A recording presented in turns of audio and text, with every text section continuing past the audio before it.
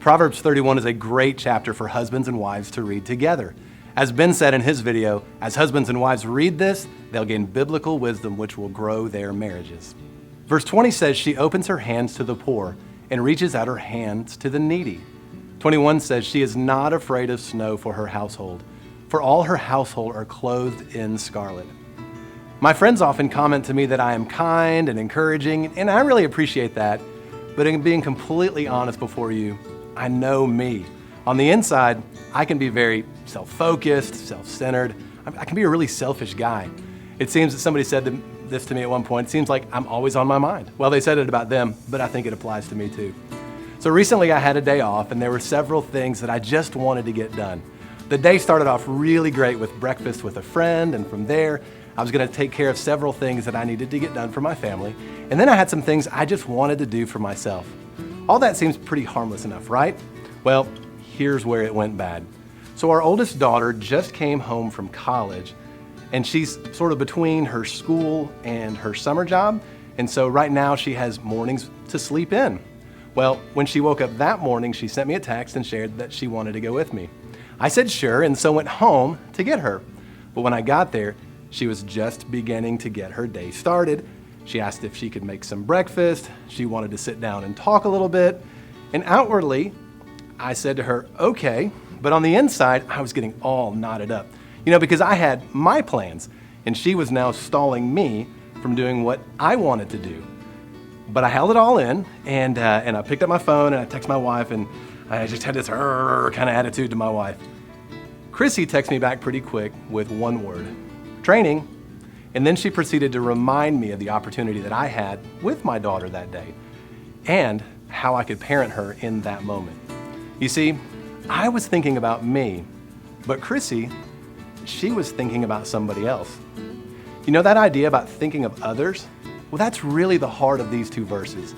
Proverbs 31:20 and 21, they're an outward expression of grace toward other people. You see, 20 describes a generous spirit.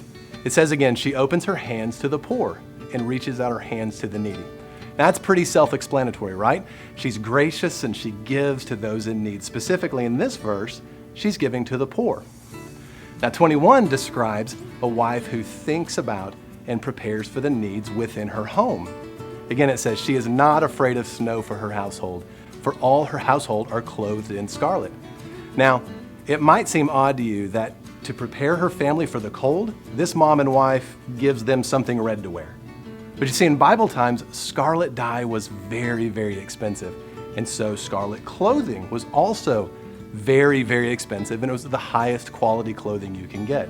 Now, this verse isn't encouraging moms and wives to carelessly go out and buy the most expensive thing, whether they can afford it or not. Now, that would be the exact opposite of what many of the other attributes mentioned in Proverbs 31 teach. No, the idea here is of a wife or a mom who is prepared for her family and gives them the best that she can.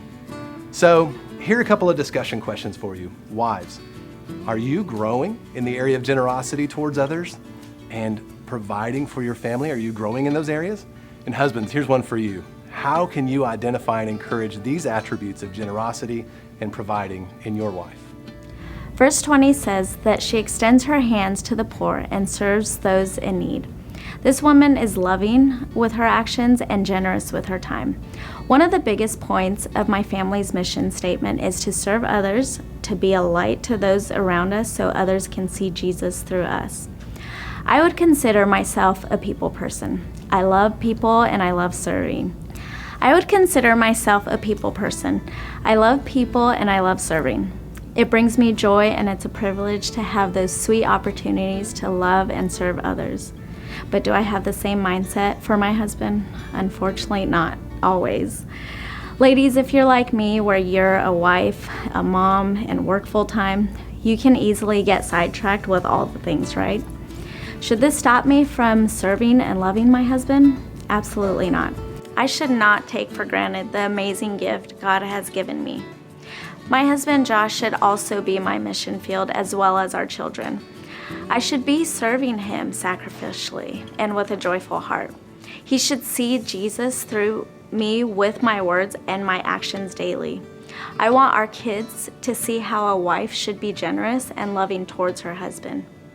As we look at verse 21, it says, "She is not afraid of the snow for her household, for all her household are clothed in scarlet." This woman provides for her family. She knows her God-given role, and she is secure in that. She is prepared. She is willing to sacrifice whatever is needed for her family. Ladies, are you prepared for the storms in life? How are you providing? All throughout my life, there has been seasons of heartache and trials like many of you. As I reflect in those seasons, I am reminded of how amazing and good God is and was in those moments. I'm reminded that even in those times, He has gone before all of it and worked all things for good. When I press into His word and His love for me, I can see His goodness and faithfulness. I can be prepared for these storms because of my relationship with the Lord. As Chloe mentioned previously, there's a difference in those days as which I'm in the Word and when I'm not. There's no way I can be the wife or mom God has called me to be if I'm not seeking the Lord daily. I want to be prepared and provide for my husband and children in such a way they can see the example of Christ living in and through me. I want them to be secure in my love and devotion by the example I am setting before them.